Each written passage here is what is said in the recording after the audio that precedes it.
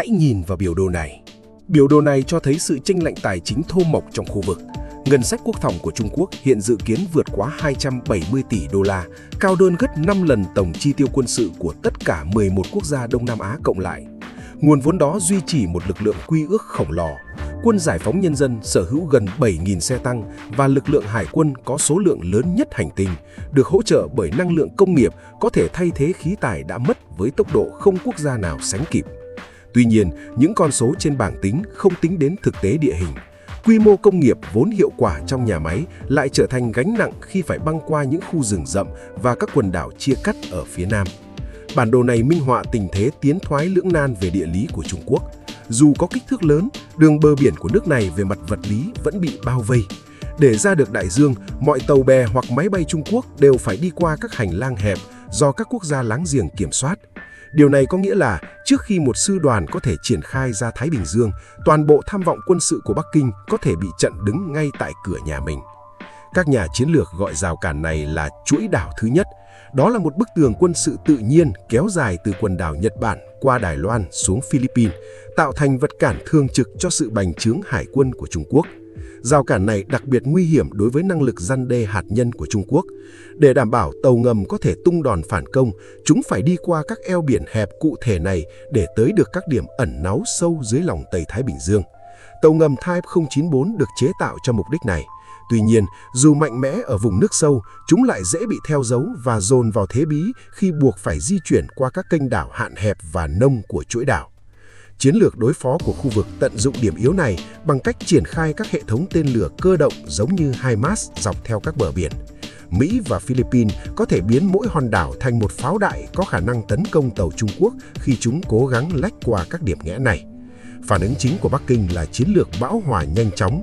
Họ đã sản xuất hàng loạt tên lửa đạn đạo tầm xa như DF-26 được thiết kế để áp đảo các căn cứ đảo này bằng một cuộc tấn công bất ngờ, quy mô lớn trước khi lực lượng phòng thủ kịp tiếp viện. Vì lẽ đó, Philippines đóng vai trò là điểm xoay của toàn khu vực. Sự liên kết của nước này quyết định việc hạm đội Trung Quốc có thể ra biển lớn hay tiếp tục bị mắc kẹt trong vùng biển ven bờ. Để chống lại sự bao vây này, Trung Quốc đã thay đổi địa lý Biển Đông bằng cách đổ hàng triệu tấn bê tông lên các dạng san hô hẻo lánh. Họ đã tạo ra một loạt tàu sân bay không thể chìm, hoàn thiện với đường bay, mảng radar và các trận địa tên lửa. Những hòn đảo nhân tạo này cho phép Bắc Kinh phô diễn sức mạnh hải quân hạng nặng sâu vào trong khu vực. Chúng cung cấp một chiếc ô bảo vệ cho các khí tài quy mô lớn, chẳng hạn như tàu sân bay Liêu Ninh và đội tàu khu trực hiện đại hộ tống để hoạt động xa đất liền. Nhưng môi trường tự nhiên của Đông Nam Á vẫn là một nơi làm việc khắc nghiệt. Đối với các tàu lớn, khu vực này là một mê cung của những vùng nước nông và đá ngầm ẩn hiện, nơi kích thước khổng lồ của một tàu khu trực Trung Quốc trở thành mục tiêu thay vì là lợi thế. Nhiều quốc gia ASEAN sử dụng cái gọi là chiến thuật con nhím. Thay vì xây dựng các hạm đội đắt tiền để chiến đấu ngoài biển khơi, họ triển khai một mạng lưới các trận địa tên lửa cố biển ẩn giấu, có thể tấn công các mục tiêu lớn từ nơi ẩn nấp bờ cõi. Cách ấp úng này đối xứng dựa trên các vũ khí cơ động, tiết kiệm chi phí. Một nhóm bộ binh sử dụng tên lửa vác mang có thể vô hiệu hóa một xe thiếp giáp hoặc tàu đổ bộ, cho phép các lực lượng nhỏ hơn trong khu vực gây ra những thiệt hại không thể chấp nhận được về mặt chính trị và kinh tế cho kẻ xâm lược. Trong những môi trường hạn chế này, quy mô quân sự khổng lồ của Trung Quốc lại là một bất lợi. Càng nhiều tàu và xe tăng họ triển khai vào rừng rậm và dạng san hô, họ càng tạo ra nhiều mục tiêu cho một hệ thống phòng thủ phi tập trung và vô hình. Dù bản đồ hạn chế các tàu chiến của Bắc Kinh, nó còn siết chặt hơn đối với lượng dầu mỏ cung cấp năng lượng cho nhà nước Trung Quốc.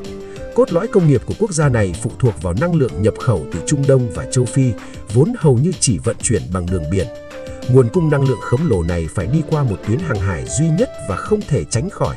Đó là một trong những tuyến hàng hải nhộn nhịp nhất và dễ bị tổn thương nhất hành tinh, eo biển Malacca. Nó hẹp đến mắt, chỉ cần một sự hiện diện hải quân tương đối nhỏ hoặc một cuộc phong tỏa khu vực được phối hợp cũng có thể cắt đứt hoàn toàn dòng chảy dầu mỏ, khiến nền kinh tế và quân đội Trung Quốc cạn kiệt nhiên liệu trong vòng vài tháng. Ngay cả một loạt chiến thắng chiến thuật ở phía Nam cũng sẽ trở nên vô dụng nếu nguồn cung nhiên liệu bị cắt đứt ở phía Nam. Không có nhiên liệu để vận hành các nhà máy, nỗ lực chiến tranh sẽ chỉnh trệ từ bên trong. Những thực tế địa lý này khiến một cuộc xâm lược bằng vũ lực phô đầu trở thành một canh bạc rủi ro cao. Bất cứ nỗ lực nào nhằm giành quyền kiểm soát các eo biển phía Bắc bằng vũ lực có khả năng dẫn đến việc đóng cửa hoàn toàn các tuyến thương mại phía Nam, làm tê liệt chính nền kinh tế mà quân đội có nhiệm vụ bảo vệ. Sự bế tắc về hải quân này đã thúc đẩy Bắc Kinh nuôi dưỡng ảnh hưởng thông qua các phương tiện khác, sáng kiến vành đai và con đường, thiết lập các giải pháp trên đất liền cho thương mại đường biển, sử dụng các dự án như đường sắt cao tốc để gắn kết nền kinh tế khu vực với Trung Quốc. Tại các vùng biển tranh chấp, họ sử dụng chiến thuật vùng xám bằng cách triển khai dân quân biển, thực chất là những ngư dân trên những con tàu gia cường. Họ có thể dần dần chiếm đóng thổ địa và quấy rối các nước láng giềng mà không bao giờ phải nổ phát súng đầu tiên của một cuộc chiến thực sự. Các quốc gia Đông Nam Á đối phó với điều này bằng cách chơi một trò chơi ngoại giao tinh vi. Họ cân bằng các mối quan hệ an ninh với phương Tây, chống lại các mối quan hệ kinh tế với Bắc Kinh, đảm bảo rằng không một thế lực nào duy nhất có được sự kiểm soát tuyệt đối của khu vực. Cuối cùng, hệ thống phòng thủ Ekver hiệu quả nhất của Đông Nam Á chính là bản thân bản đồ khu vực. Thực tại bất biến về địa lý tạo ra cái giá của xung đột cao đến mức nó đóng vai trò là công cụ răn đè lớn nhất.